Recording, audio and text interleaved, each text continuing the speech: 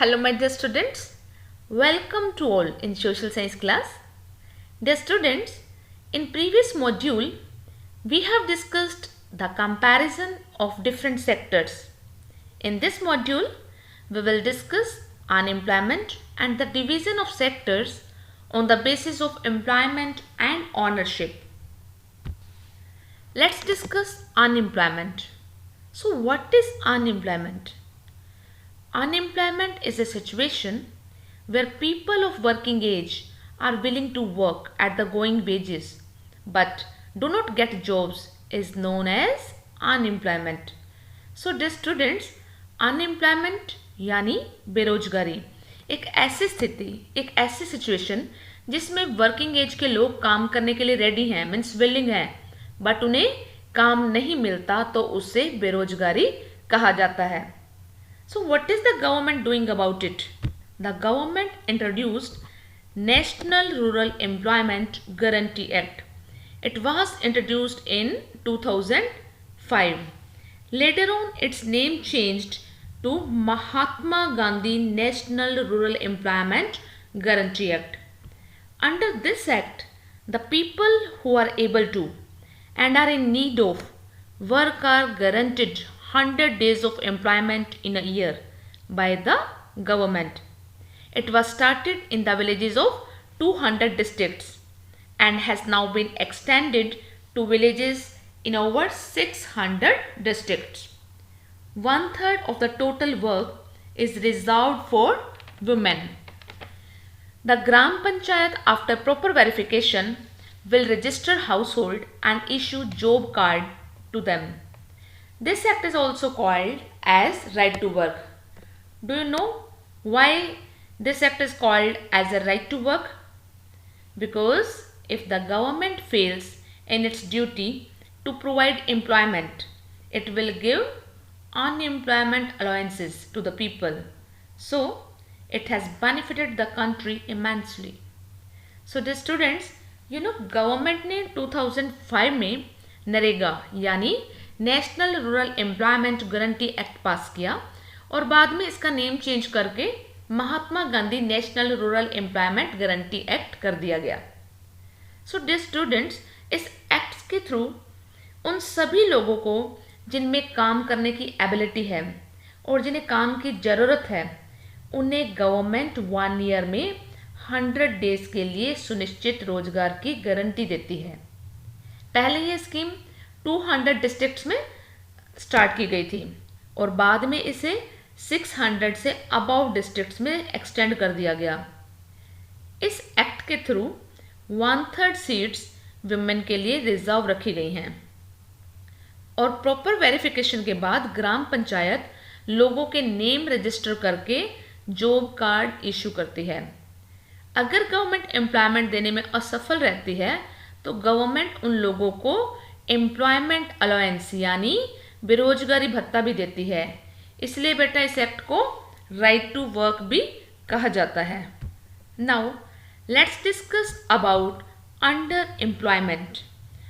Under employment is a situation in which people are apparently working, that is it appears to be working but all of them work less than their potential. Say a graduate or a postgraduate and he is doing a work for bus conductor, then we will say that he is underemployed. Means underemployment एक ऐसी situation है जिसमें लोग काम कर रहे होते हैं पर अपनी पोटेंशियल यानी अपनी क्षमता से कम काम करते हैं, तो उससे underemployment कहा जाता है. Then come disguised unemployment. Disguised unemployment is a kind of unemployment in which there are people who are visibly employed but are actually unemployed. In such a situation, more people are engaged in work than required.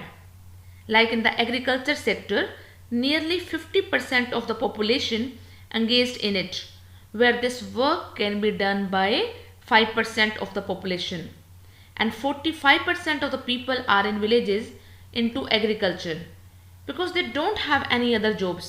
Even in this 45% comes out and get into some other work, all the work will comfortably go on in the country and the production will not decrease. So this will be referred to as disguised unemployment, because in a developed country like US, 2% of the population is into agriculture.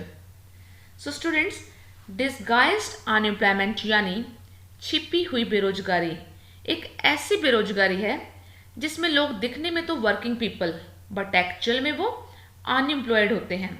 Means एक काम में ज़रूरत से ज़्यादा लोग काम पे लगे होते हैं। Disguised unemployment mostly agricultural sector में हमें देखने को मिलती है।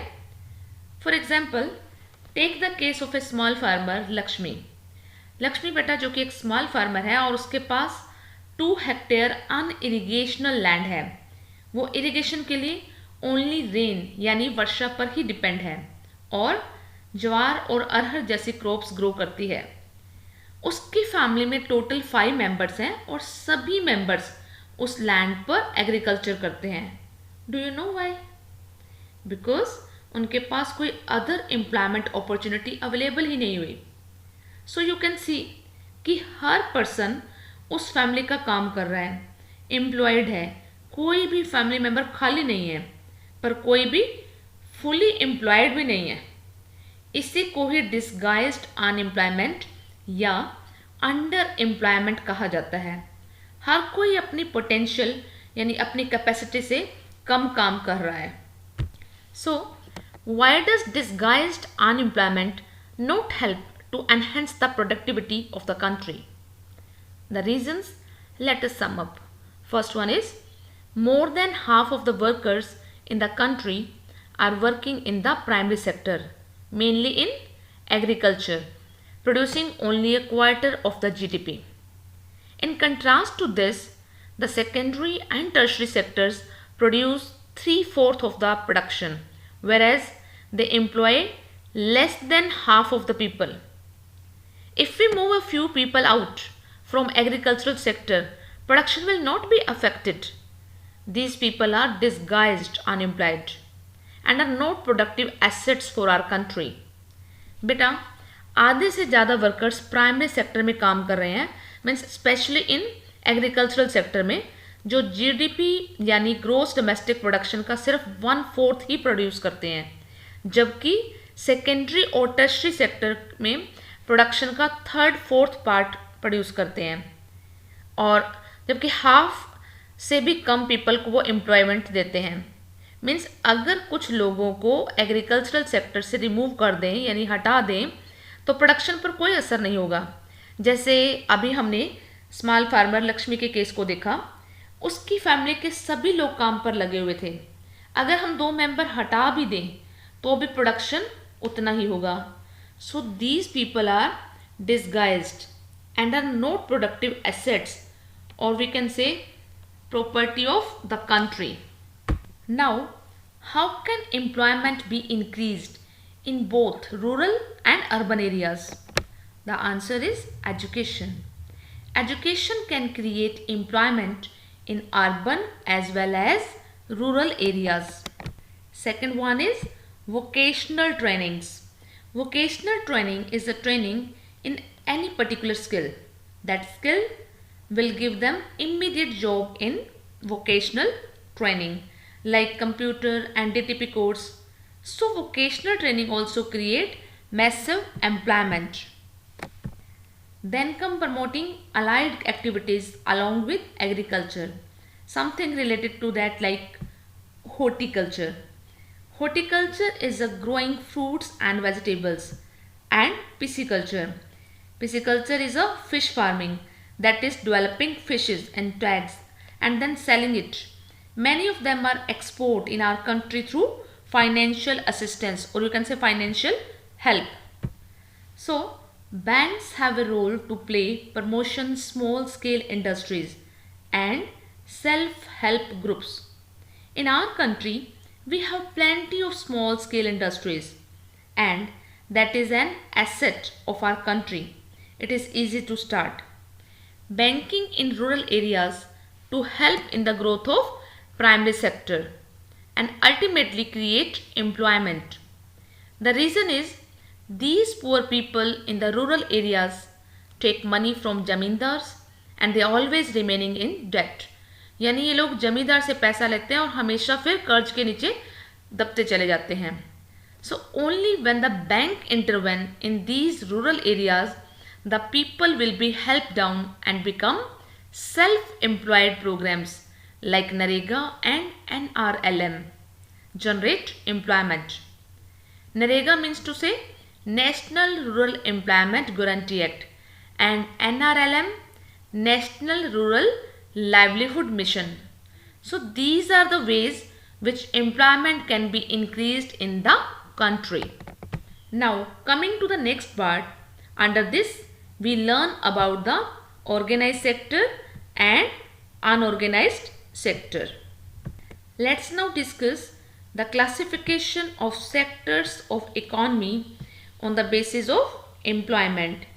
On the basis of employment, these are the two types of sectors, organized and unorganized sector. Dear students, look at these pictures. Can you tell which is related to organized and which is related to unorganized sector? Picture first is related to organized sector and picture second is related to unorganized sector. Now let's discuss what is an organized sector. The organized sector covers those entrepreneurs or places of work where terms of employment are regular and people have assured work. So what is an organized sector? It is an enterprise that is registered by the government and follow its rules and regulation. The terms of employment are regular and assured work. यानी organized sector में work की guarantee होती है. And it is called organized because it follows the formal procedures. The good thing about this enterprise is that there is a security of jobs. There is a security of employment. There are fixed number of hours and once that time is out, you can come out and go home. Workers are paid overtime if they work more. And even they also get benefits such as paid leave, which means no salary will be deducted on specified leave. Mean आपकी जो है salary deduct नहीं होगी, काटी नहीं जाएगी. ठीक है. Second one, the payment during holidays means the employers are given salaries during holidays. Then pension after retirement, provident fund, gratuity. Beta, gratuity is a big amount is given to a person once he retires from his job. Generally it is 20% of what he earned. Then medical benefits and safe working environment. So these all are benefits from the employers in an organized sector. Now let's understand what is an unorganized sector. An unorganized sector comprises of small and scattered units or enterprises which are not controlled and registered by the government. You can see the workers who are engaged in unorganized sector. An unorganized sector constitutes small and scattered units, as our country has plenty of this which are outside the control of the government. So when I talk about unorganized sector, first of all it is an enterprise which is not registered by the government. They have rules and regulations but these are not followed. Terms of employment are not regular and no assured work, यानी कभी भी किसी को job से निकाला जा सकता है. Employment is not secured and workers can be asked to leave without any reason. So there is no fixed number of hours. यानी यहाँ काम के घंटे फिक्स नहीं है कि यहाँ 9 to 5 का टाइम है. यहाँ पर early morning 7 to even 10 o'clock तक भी टाइम होता है. And they are not paid overtime. Means अगर एम्प्लॉयज़ ओवर टाइम कर रहा है तो कोई उसको एक्स्ट्रा पेमेंट नहीं की जाती अनऑर्गेनाइज सेक्टर में. Even they do not get benefits like payment during holidays, provident funds, gratuity, medical benefits, safe working environment, pension on retirement and paid leave. So out of 470 million people employed in India, and out of 82.74% of the people are working in unorganized sector. Now we are clear why people like to work in organized sectors. The reasons are, first one is workers enjoy security of employment and are expected to work only a fixed number of hours. Second one reason is workers get several benefits from the employers and they get paid leave, payment during holidays, provident fund, gratuity, pension on retirements, etc. Third one is workers get medical benefits and also enjoys facilities like safe drinking environment and clean drinking water. Why are workers exploited in unorganized sector? The reasons are, first one is the employment opportunities in the organized sector have been expanding slowly. So there are very few job opportunities. Second one is many organized sector enterprises are found in the unorganized sector, and the reasons behind that is to evade the tax, to refuse laws that protect the laborers. Since 1990s, large number of workers are losing jobs in the organized sector. So my dear students, organized sector में employment opportunities बहुत ही slow rate से बढ़ रही हैं. Even कई organise sectors enterprises unorganise sector के रूप में ही काम करते हैं और इसके पीछे रीजंस है कि वो ऐसा टैक्स बचाने के लिए करते हैं और लेबरर्स को प्रोटेक्ट करने वाले लॉज को फॉलो करने से बचने के लिए करते हैं. इसका रिजल्ट यह हुआ कि वर्कर्स अनऑर्गेनाइज सेक्टर में काम करने के लिए मजबूर हुए. अनऑर्गेनाइज सेक्टर में काफ़ी कम वेजेस मिलती हैं और वर्कर्स का एक्सप्लॉयटेशन किया जाता है. Let's discuss how can we protect the workers who are engaged और employed in unorganised sector. The students, to protect the workers employed in unorganised sector, government should fix the minimum wages and working hours. Even government can also provide cheap loans for self-employment, provision of cheap and affordable basic services like education, health and food by the government. Government should frame the laws for overtime, paid leave and leave due to sickness for unorganized sector. Government should develop alternative sources of employment beside agriculture. Public work programs should be launched by the government. The government must provide the compulsory insurance to the workers employed in unorganized sector. So students, unorganized sector में employed workers को protect करने के लिए government को minimum wages और उनका working hours यानी काम के घंटे वो fix कर सकती है unorganized sector के employees को protect करने के लिए.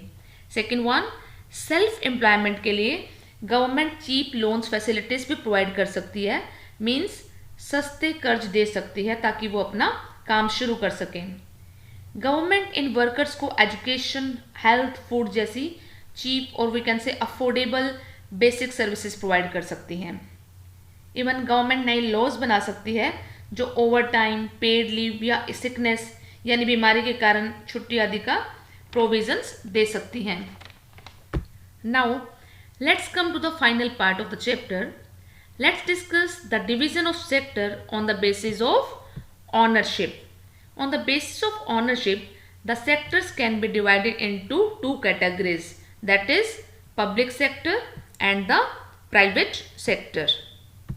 Now, let's understand the difference between the public sector and the private sector.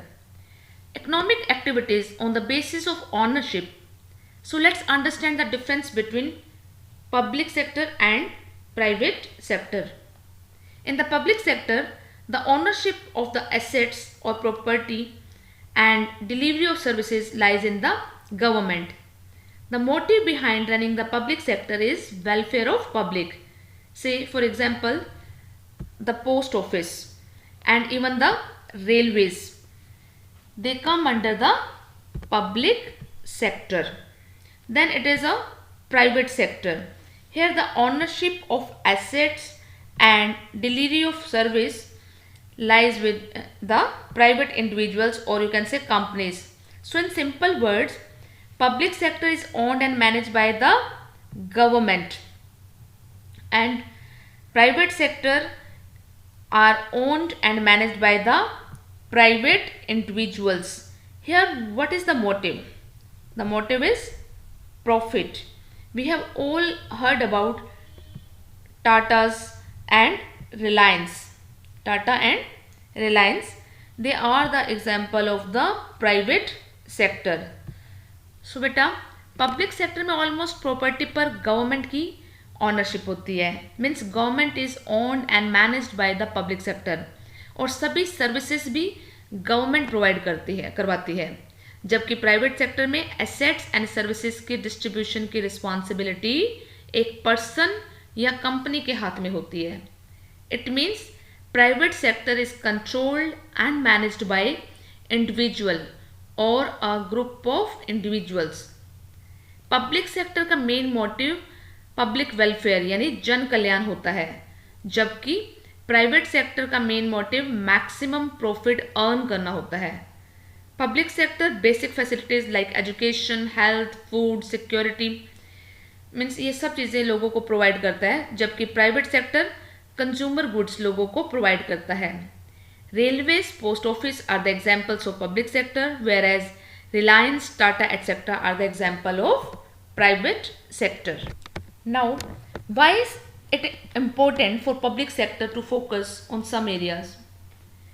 Several things are needed by the society, but which the private sector will not provide at a reasonable cost, like construction of roads, bridges, railways, harbors yani bandargah, generating electricity and irrigation. Second one is some areas need spending large amount of money which is beyond the capacity of private sector, यानी इतना सब पैसा government खर्च कर सकती है जो private sector की कैपेसिटी से बाहर होता है, इसलिए कुछ एरियाज जो है पब्लिक सेक्टर के अंडर ही रखे जाते हैं. Third one, collecting money from thousand of people who do use these facilities is not easy and it is done by the government. Even if private sector do provide these things, they would charge a high rate for their use. So the government has to undertake heavy spending and ensure that these facilities are available for everyone. So my dear students, बहुत सी ऐसी goods होती हैं जिनकी requirement यानी need society के सभी members को होती है, बट वो requirements private sector reasonable cost पर लोगों को प्रोवाइड नहीं करवा सकता, like construction of roads, bridges, railways etcetera. Even some areas need spending large amount of money जो कि प्राइवेट सेक्टर की कैपेसिटी से बाहर होते हैं, और इन चीज़ों को यूज़ करने वाले हजारों लोगों से मनी कलेक्ट करना कोई ईजी टास्क नहीं है. इवन अगर प्राइवेट सेक्टर इन चीज़ों को प्रोवाइड करवाते हैं तो वो इसका हाई रेट चार्ज करते हैं, इसलिए गवर्नमेंट ऐसे हैवी एक्सपेंडिचर का भार खुद पर लेती है, और सभी लोगों को ये फैसिलिटीज़ अवेलेबल हों ये भी इंश्योर करना गवर्नमेंट के अंडर ही आता है. Now there are some activities by which government has to support the private sector और they may not continue their production और business. Say for example, the government produces and supplies electricity at a rate which these industries can't afford. Government bears a part of the cost, buys wheat and rice from farmers at fair price, store it in godowns and sells at lower prices to consumers through ration shops. Students, कुछ economic activities ऐसी हैं जिनके लिए government support की ही ज़रूरत पड़ती है. Private sector in production और बिजनेसेस को तब तक कंटिन्यू नहीं कर सकते जब तक गवर्नमेंट उनको यानी उन्हें एनकरेज ना करें. फॉर एग्जांपल, प्रोडक्शन रेट पर इलेक्ट्रिसिटी सप्लाई करवाना तो बहुत सी इंडस्ट्रीज़ में यानी प्रोडक्शन कॉस्ट हाई हो सकता है, और कई यूनिट्स स्पेशली स्मॉल यूनिट्स बंद भी हो सकती हैं. तो गवर्नमेंट उस रेट पर इलेक्ट्रिसिटी जनरेशन और डिस्ट्रीब्यूशन के लिए स्टेप उठाती है, जिस पर ये इंडस्ट्रीज इलेक्ट्रिसिटी खरीद सकें। इट मीन्स गवर्नमेंट कॉस्ट का कुछ पार्ट खुद उठाती हैं। In a same way Indian government farmers से फेयर प्राइस पर वीट एंड राइस खरीदती है और अपने गोडाउन्स में स्टोर करती है, फिर राशन शॉप के थ्रू कम रेट पर कंज्यूमर्स को बेचती हैं। मीन्स गवर्नमेंट लागत का कुछ हिस्सा खुद उठाती हैं। Then providing health and education facilities is also government's primary responsibility, like elementary education, safe drinking water, housing facilities for poor, food and nutrition facilities. The government will also take care of poorest and most ignored regions of the country through increased spending in such areas. यानी government की ये भी duty है कि वो budget बढ़ाकर जो most poorest और कंट्री के जो इग्नोर्ड रीजन्स हैं उनकी देखभाल करें। Dear students, let's discuss the role of government in public sector in brief.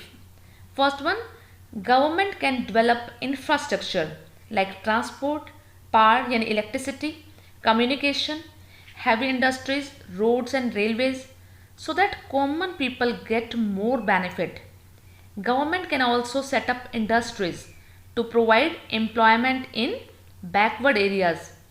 Government should also encourage the private sector to open small scale industries so that more employment can be generated. Government should also support farmers by buying crops on MSP means minimum support price and supplying food grain to poor people at reasonable price or fair price. Government should also provide basic facilities like health and education in backward and rural areas. Government must deal with the common problems of malnutrition, high infant mortality rate and lack of housing etc. So dear students, in our complete module related to the sectors of Indian economy, we have discussed the ways to increase employment opportunities in the country. We have also discussed the working conditions in organized and unorganized sector. And finally, we have discussed the importance for public activities to focus on certain areas. So with this, I conclude the chapter. Thank you. Stay blessed and stay happy. Bye-bye.